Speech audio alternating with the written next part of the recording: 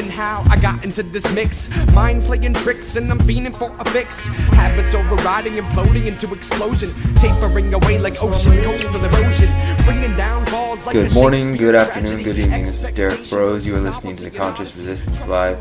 Today is Monday, October 26, 2015. It's been another week, busy week, writing articles, keeping up with what's going on in the world, and trying to keep myself from going insane watching this crazy, crazy world. But I'm blessed, I'm alive, and I'm free, and I'm here to tell you about some important stories that you should know this week. Before we get into that, I want to remind you, as always, to subscribe to the YouTube channel, the Conscious Resistance YouTube channel, to the Facebook page, the Conscious Resistance Network on Facebook, Twitter at the Conscious RN, and of course, if you want to get some behind-the-scenes stuff, sign up for the Patreon, patreon.com/DerrickBros, and you get this podcast and other videos ahead of time, plus other behind-the-scenes videos for as little as $1 a month, and that's the commercial for the day. I wrote 9 articles this week, and they're all important, but I don't want to spend time talking about 9 articles, so I took the top 3 that I wrote this week that I think are important and will be important in this coming week. So we're going to talk about those. But before we do, I want to briefly tell you about some of the work we got going on at theconsciousresistance.com, which is of course a network made up of myself and several other people who do videos, interviews, essays, their own articles. And it's a pretty cool way to work with people from around the world who have similar ideas and often different ideas, and to give them a chance to put their work out there and to grow our work together. So recently, Danilo, aka Peaceful Anarchism, he put out an interview with Carlos Morales, who I interviewed maybe a year or two ago, but it looks like his interview might be more interesting than mine. Carlos is, of course, a voluntarist and anarchist, and he is known as a CPS, Child Protective Services whistleblower. He's written a book about that and talks about it often, and check that one out. We also added a video, finally, it's a little bit late, 6-7 months late, but added a video of the official release of the Conscious Resistance Reflections on Anarchy and Spirituality, which is my book, was released in April 2015 at the Free Your Mind conference in Philadelphia, and there's a video of myself and my co-author John Vibes giving our presentation, breaking down the book and the ideas behind it, so check that out. And I also released 2 interviews, let me see, they should both be on the site, yeah, they're both on there, from my experience at the Horizon Psychedelic Conference. One of those interviews is titled Psilocybin Meditation, Mystical Experiences and the Brain, and that was with Dr. Fred Barrett, and then another one with Jonathan Thompson about psychedelic parenting. You can find that down there on the homepage as well. So check that out. And just a couple, I'll just run through these. Jumping the Minarchist Ship, Why and How America Came to Be. Super awesome, interesting piece, and really look out for this guy, Shane. I think he is Liberty Under Attack on the website, but he does great work. I also put part 3 of my series on the book, The 4 Agreements, about the second agreement, which is do not take things personal. Please check that out. And, also put out individual videos from last week's podcast. My 5 questions for Bernie Sanders supporters has been getting some good views. I think it's at like over 4,000 or 5,000 views now since last week. I put out an article for the Anti-Media covering that and on Activist Post. And altogether now I think that information and the video have been seen by 15,000 people or so, which is pretty cool for that topic, Bernie Sanders himself. And we got an interview with Jeffrey Tucker from a couple weeks ago, Saudi Arabia about to behead and crucify a 21-year-old man, and a lot of things to keep yourself informed. The website is always covers, as you can see, everything from anarchism to CPS whistleblowers to the mushrooms and helpful things like the 4 Agreements to drones and Monsanto and all this stuff. Helpful information, and of course music. That's another thing that I'm going to be bringing back. Make sure to stay tuned towards the end of the podcast. If you can make it through me rambling and ranting about all this craziness and my ideas, there will be music at the end. This is something I haven't really done in a while. On the website, theconsciousresistance.com, at the music tab, that'll work, and you'll see tons of videos, music videos from artists of all genres. We try to highlight conscious music, and I love listening to music. I listen to music all day when I'm writing and working, so maybe you like music too, and I'll give you a little sample of some of the things I'm listening to. If you like it, you can check them out, and if not, too bad. But let's move on to my top stories of the week. And I just released my story on the Horizon Psychedelic Conference, which I mentioned to you guys last week. And as I said, you can see 2 individual interviews from my experience there. But I did a long-form investigative piece for Mint Press, about 3,000, just under 3,000 words, probably 2,500. It's a long one, so buckle up and educate yourself on the medicine that is psychedelics and the latest research, because I had fun writing about it and going to do the interviews, and I have several more interviews coming out this week and next week. Oh, and last note on that, while it's fresh on my mind, I'm kind of all over the place. I just tell you things as I remember them. I don't have sometimes I put down a to-do list or an order of things to talk about. Other times I just like to do this stream of consciousness so you guys can just kind of get to know my thought process. So yeah, I'm going to be releasing videos Monday through Wednesday, pretty much on a regular weekly basis now. You can count on that. And I'm going to put a video out on the YouTube channel so people are aware of that as well. But Monday through Wednesday, you can go to the Conscious Resistance YouTube channel, and I know that I will be contributing to that, and I'm sure others will as well throughout the week. So awesome. Cool. The first story is written for the Anti-Media. I love writing for the Anti-Media because it's so great to write for a Facebook page and a website that has so much awesome traffic. We're, I think, at 1.45 million people liking us on Facebook, and of course, I think originally people thought, oh, what does it matter? You got people following you on Facebook or people like things on Facebook. But now we start to realize that this is a business, and we're generating traffic, and we're driving the attention of people. And when we're surpassing some of the bigger papers at least on social media, they get more, at least at this point, they're getting more direct traffic to their website. But when it comes to social media sites like the Anti-Media, I mean, we're even kicking asses of other independent alternative media places like InfoWars. Of course, Alex Jones has a radio show where he got supposedly 2 million people listen to him every day. And there's other outlets like, the mainstream outlets who are getting still quite a few million people. But for an independent grassroots operation being run, out of a loft in San Diego by writers across the world, it's pretty freaking amazing to be a part of this and to see the things that we've affected and the changes that some of the stories have done, and just really to be on this team that there's no, this is not a libertarian or anarchist establishment, Anti-Media. There's definitely people across the political spectrum, and I can see where we disagree and where we agree, but it's beautiful because everybody generally is at the point where they're just sick of the system. And, Anti-Media's tagline is grassroots revolutionary media. And it's always funny to me whenever I go check on articles on the Anti-Media Facebook page, like some of my articles, and specifically the Bernie Sanders article I wrote this week. I turned the video into an article, 5 questions for Bernie Sanders supporters. And it's so, the hypocrisy, and it's just, it's mind-numbing. I was in jail when Obama was coming out and being the savior and everything, so I missed all of that. I didn't get to throw up and have that experience by hearing it, but I'm getting that experience the second time around now. It's really making me, puke a bit in my mouth to watch these people who literally, okay, so they post my article on the Anti-Media. There's a point to this story. I'm getting there. They post the Bernie Sanders article on Anti-Media, which, Anti-Media, we call out Donald Trump. We call out everybody. We call it the left, the right. We're not supporting any kind of party. We're just, This is just calling out people and being authentic and being willing to call them out on their flaws. And so I had originally hoped, but I've learned over a period of time, unfortunately, that the Anti-Media audience, followers on Facebook, are not as open-minded or as quote-unquote awake as I believe they were, because a lot of these people are falling for the Bernie Sanders trap, and maybe you are too, and maybe you disagree, and that's fine. My point is, though, in the Anti-Media, generally everything is anti-establishment, anti-political, never endorsing a candidate or really even the system itself, always encouraging, building your own solutions, and that's what I like about it. But when we post this Bernie Sanders article, there's somebody that says, like literally the first comment, and it got a bunch of likes on it, like several hundred, maybe even 1,000 people thought this was a good idea. So, I agree with your statement. This guy said, no matter what you say about Bernie Sanders, I'm not going to stop supporting him.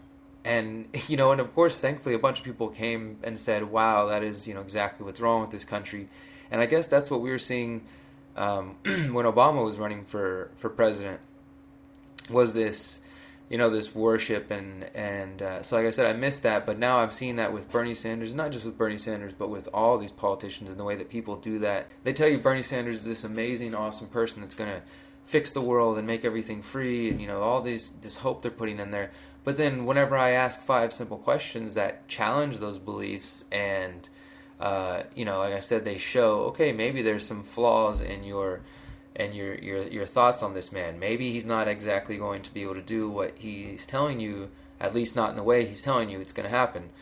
And people would rather just turn a blind eye, and there's that cognitive dissonance. And it's sad to me because a lot of these people, they probably fell for it with Obama, and if they didn't, maybe these are the younger people again. Maybe this is just a cycle that the elite, the powers that wish they were behind the scenes do, is they have, the state basically just has people constantly going for these bread in circuses to be a part of it. People want to feel like they're belonging, and they feel like voting is the best thing that they can do to really support the nation. And this guy Bernie Sanders is out there talking about a political revolution, which is a complete oxymoron. And people see bad things and they feel bad things and they want change, and they're drowning in debt and all this, and this guy is promising the good. So now anybody that says anything, as I said in the article, is basically you get called a shill, or you must be a Republican, or you support Donald Trump, or just they come up with anything they can to just sort of dismiss you. And it's sad to see. So if you're in that boat, even if you support Bernie Sanders, because I did get some on the video and on the article, some really interesting comments that I went back and forth with and talked with people who said, you know what, you brought up some good points. I'm a Bernie Sanders supporter, but I'm not, blind and deaf. And I wish that more people were, open-minded on these thoughts. Here are my opinions. And some people seem like maybe I changed their mind. Others, I didn't change their mind, but I got them to think. And other people won't change their mind no matter what. And these are the people who, let's say that a Bernie Sanders presidency happens, right? And then he starts, continuing the wars and doing all these things, just like we saw with Obama and we see with every other president. It's so sad for me to see these people who I believe are principled in some way, or at least they, don't say they don't like the status quo.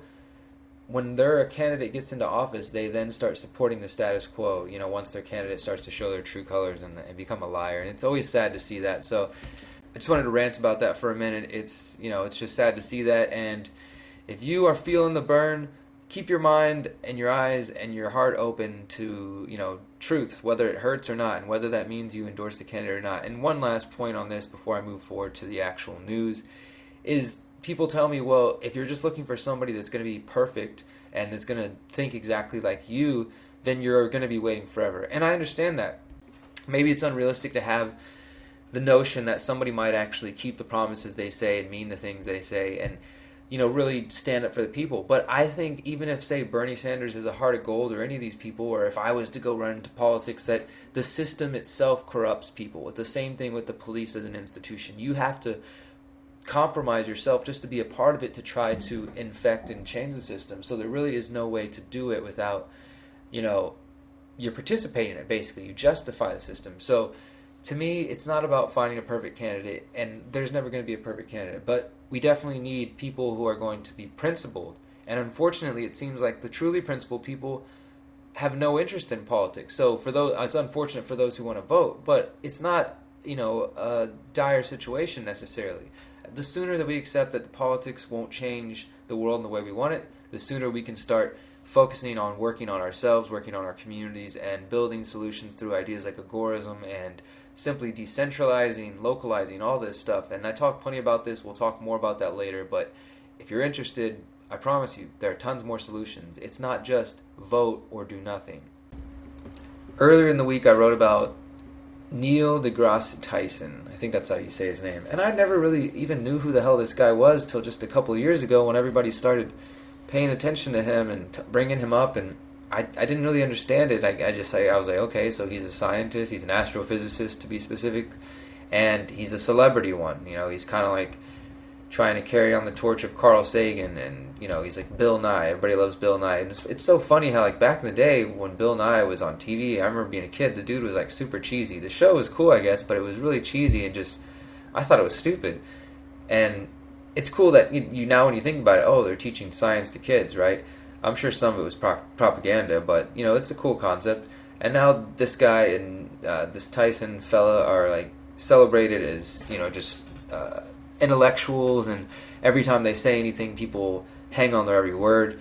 And so I happened to come across a video where Neil deGrasse Tyson was on Real Time with Bill Maher, the comedian and liberal activist Bill Maher, and they had a little behind-the-scenes video that Tyson shot with him, and they're having a conversation basically about climate change in the world.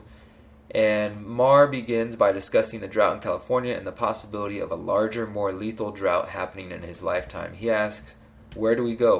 What's the nearest place?" Talking about leaving the planet to get away from climate change and to get away from the drought. And deGrasse Tyson answers, "You know what I want to happen? I think it's not about finding another planet. I think it's about being masters of geoengineering." He says, "Think about it. We run away from volcanoes. We know how to tap a keg. Let's tap the volcano. Take the pressure out so it doesn't explode. Use the thermal energy to drive the power needs of a city. We run away from hurricanes. We're not there yet. Imagine if we control the energy of the earth. Oh my gosh. Then we can control where it rains and how much it rains. We're just these scurrying, scared things," he says. And, okay, so on the surface, that sounds kind of cool, but it also sounds kind of creepy for him to say, if we control the energy of the earth, and talking about controlling hurricanes, when we know that there is evidence that that technology is already in existence. Unfortunately, he seems painfully uneducated about the dangers associated with the science of geoengineering. And I'll leave you to read the article to go further, but there's a study published from MIT's Center for Global Change Science and the Department of Earth, Atmospheric and Planetary Sciences, found that ocean fertilization geoengineering would alter global rainfall patterns and affect water resources. We got researchers, what did they see? These researchers found that geoengineering could substantially reduce precipitation in some regions. And another study says that precipitation would also decline worldwide. Some parts of the world would be worse off. Europe, the Horn of Africa, and Pakistan may receive less rainfall. The rainfall could reduce water resources considerably and threaten the environment and livelihoods of the animal and people in the regions. Also, another study in February 2015, International Committee of Scientists released a report stating that geoengineering techniques are not a viable alternative to reducing greenhouse gas emissions. They call for further research and saying that these, they could be dangerous if they're employed. They found that solar radiation management, which is the spraying of particulates out of airplanes, is likely to, quote, present serious known and possible unknown environmental, social, and political risk, including the possibility of being deployed unilaterally. The idea that a country could just unilaterally, on their own, decide to start doing this. Now let's stop for a moment and think about this. If there was any country out there that might possibly, and that has a history of doing things unilaterally, on their own, completely against the advice of others, what country might that be? Who could possibly think this would be a good idea? Another danger of manipulating the weather is apparently we risk the loss of blue skies. A report by the new scientist Ben Kravitz of the Carnegie Institution for Science has shown that releasing sulfate aerosols, which is what solar radiation management geoengineering wants to do, says that this could decrease the amount of sunlight that hits the ground by 20% and make the sky appear more hazy. Another study in 2013 published by the Journal of Geophysical Research says if geoengineering programs are started and then suddenly halted, the planet could see an immediate rise in temperatures, particularly over land. So, it's completely disturbing to see this apparently educated person, Neil deGrasse Tyson, promoting the use of this disastrous science, which has been found time and time again to cause more trouble than solutions. And yeah, please read the article for yourself. I go on further. There's more and more information out there coming out every day about the dangers of geoengineering, and maybe that was unnecessary. They're like, why are you beating up on this guy? I watched Cosmos. He was kind of funny. He's entertaining. He makes jokes, but nobody's untouchable, and it's about tipping the sacred cows, the people that everybody is in love with. I love to challenge their thinking, to challenge them, not unnecessarily. I think this is a legitimate point to bring up to him. Like, hey, dude, you kind of, it's a YouTube video, right? It's a behind-the-scenes conversation. He didn't write a paper promoting the use of geoengineering, but obviously he thinks it's a good idea.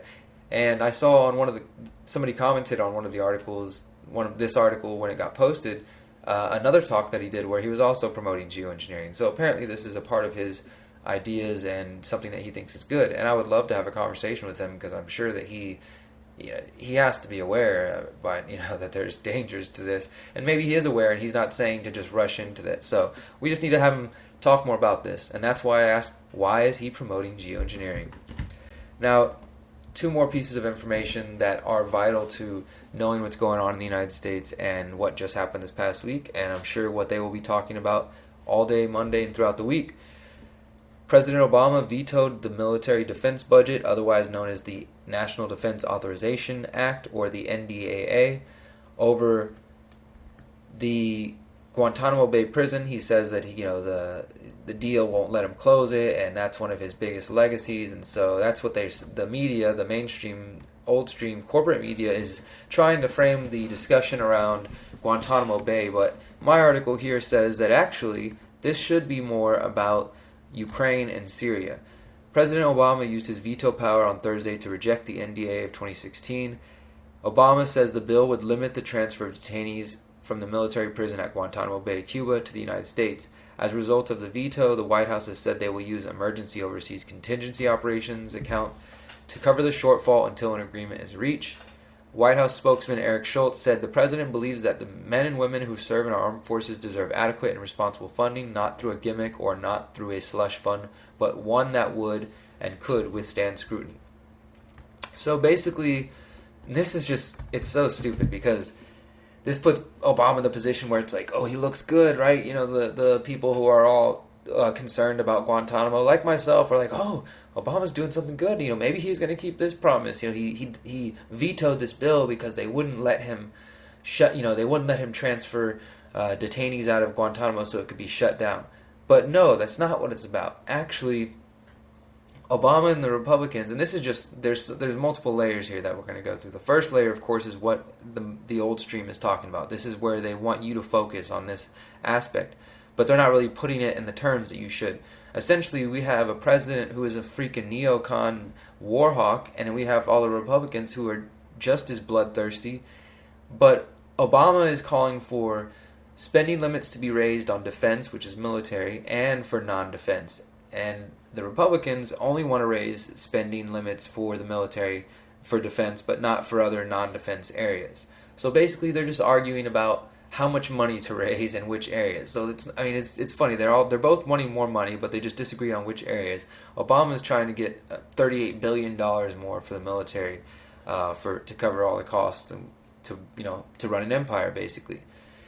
And he states that he opposes the current version because it limits on how he can transfer Guantanamo prisoners. And of course, I'm adamantly against, for closing Guantanamo and for releasing those people, because if you follow my work, I've written about it before. There's tons of people in there who have been found, not guilty of any crime, yet they are not allowed to go home because nobody will accept them because of the stigma of being called a terrorist by the United States. And they're still being tortured and force-fed and just horrible things. There's apparently 657 people who have been transferred, 9 have died, and there's still more there. Now, another point I make in this, you may remember that in 2012, Obama had no problem signing the NDAA, and that is the NDAA which enshrined and legalized the indefinite detention of American citizens who are suspected of ties to terrorism. NDAA 2012. This is what made it. If you've never, I don't know how long you've been awake or paying attention, but go look it up if you haven't. You can find the articles. They're still there. It's still being fought in court, but the Obama administration has fought it off every time and has, they've taken it from one court to the next so that they could keep the power. Basically, Obama signed it and said, oh, I promise I'm not going to use it. But it definitely gives any president coming in, and there's some crazy freaking people out there, the ability to indefinitely detain American citizens without trial, without, all the things that you've come to suspect and believe that were, what a free country was about. Those are all now gone, and all they have to do is say that you are somehow tied to terrorism. And Obama didn't mind. He didn't veto that. He was cool with that, but now he's saying he's vetoing it because it's about Guantanamo, but really it's about the money. It's all about asking for more money. But here's the last, and I think one of the most important points that none of them are telling you about. Within the Senate version of the bill, there is Section 1251, which authorizes the Department of Defense to, quote, provide security assistance and intelligence support to military and other security forces of the government of Ukraine. Section 1253 requires the DoD, Department of Defense, to report to Congress on options for expanding the presence of U.S. ground forces of the size of a brigade combat team in Eastern Europe to respond, blah, blah, blah, blah, blah. Able to respond to unconventional or hybrid warfare tactics such as those used by the Russian Federation in Crimea and Eastern Ukraine. So, the current edition of the NDAA will continue to involve the United States in the conflict in eastern Ukraine by offering lethal aid to the Ukrainians fighting off Russia's advances in Crimea.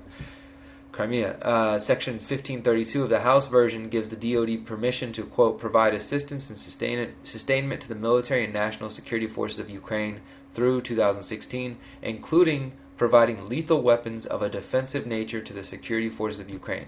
So while the media is focusing on the battle between the White House and the Republicans about Guantanamo, and they're both really asking for more money, we have to remember that all of the current versions that are of the NDAA, which they're debating now, and which now they're going to debate it a little bit more, and Obama's eventually going to sign it, no matter what, that he will sign it.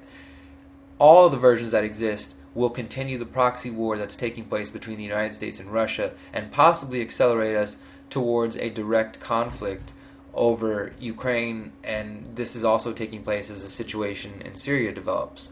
So just remember that. Yes, President Obama vetoed the 2016 NDAA, but not for the reasons you believe, and they're also not telling you what's really in that bill. The next story I want to tell you about pertains to another development that took place this week that we've been keeping our eye on for quite a while. It's the CISA bill, or the Cyber Intelligence Sharing Act.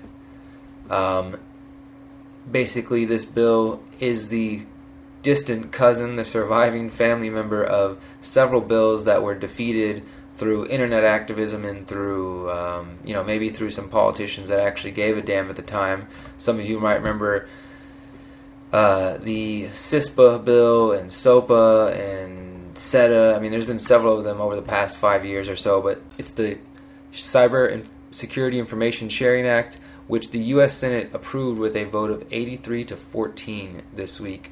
And the bill is, on the surface level, what they say, it's designed to allow private companies to easily share threat intelligence with government agencies, right? That makes sense. A company is under threat. They need to have easy way to just give that information to the government, right? I don't understand why it's so complicated in the first place, but whatever. But critics of the bill say the provisions will only increase the indiscriminate monitoring of legal activity. Before the vote, Senator Rand Paul introduced an amendment which would require companies to adhere to their own terms of service with customers. However, this amendment failed after only receiving 32 votes. And according to Rand Paul's presidential campaign website, it says the bill would transform websites into government spies. Following the vote, Senator Ron Wyden, who's been a longtime opponent of CISA, told the Daily Dot, "We think the information sharing can be useful, but information sharing without privacy protections, millions of Americans are going to say that's a surveillance bill." And as I've reported in the past, these supposedly voluntary aspects, where it says it's it's a voluntary program for the companies to share their information, but that apparently is not true at all. Wyden says, number one, it's not voluntary for their customers, millions and millions of customers. And number two, to get the liability protection, the companies have got to say they didn't find anything personal and unrelated in a knowing fashion. And it's going to be a pretty easy bar because they don't have to do much to look. So basically it makes it much, much easier for them to spy on you through the companies, and these companies are more than likely going to participate. Several companies did come out and stand against it: Apple, Dropbox, Yelp, Reddit, Twitter, and the Wikimedia Foundation, who runs Wikipedia. And Senator Wyden closed with this statement. I don't know how many times they kept coming back to the fact that the technology companies really weren't acting in the interest of the company. Isn't it funny? Politicians are telling these companies, you're not acting in the interest of America by trying to fight for privacy for the American citizens. He says, you saw some of their comments. There's no reason for them to be opposed. That was because they know that these companies are experts in both cyber and privacy. They're the ones that are really knowledgeable about it, and they are opposed to this bill. CISA now heads to the House of Representatives for debate, and it has several hurdles to get over before it can actually become law. But this is definitely something you should keep your eye on, because it's something that, again, President Obama has said that he wants to pass soon. He also is desperate to pass gun legislation in some form before he leaves office. So I would advise you to keep your eyes and ears on that as well. So that's all I got for you guys today. Those 3 stories are extremely important. Please check out the articles and the information below. Read them for yourself. Share them with your friends and family and people you care about. And do whatever you can to spread more awareness and to build more freedom in your own life. I've got another podcast coming out in a couple of days. It's not going to be news related. I'm actually going to be exploring Max Stirner, who was a German philosopher and author who his ideas basically became to be known as egoism, and they have some influence in American individualist, anarchist, and libertarian thought. So that's going to be a more philosophical podcast in a couple of days, so look out for that. And I also will have more videos coming out from the Horizon Psychedelic Conference. I've got an interview coming out with a former cop who is now helping cannabis patients get medicine. And either this week or next week, I'll be doing the part 4 for the 4 agreements. Probably next week. Yeah. And also, if you're a Patreon supporter, this week we will be releasing our mini documentary on medicinal cannabis. So sign up for that, patreon.com/DerrickBros. You can find all of my articles throughout the week at derrickbros.contently.com, contently.com. And today's Monday, right? Today you'll go to thecorbettreport.com. James Corbett, awesome researcher and activist. I've interviewed him a year or more ago. Well, I was a guest on his show just this evening, and that should be up by the time you're hearing this. So check that out. And stay tuned to theconsciousresistance.com throughout the week. We'll have lots of new content coming your way. Thank you guys for always supporting. Be sure to like us on Facebook, follow us on Twitter, subscribe to our YouTube channel, and all that jazz. As always, if you can hear this, you are the resistance. Peace.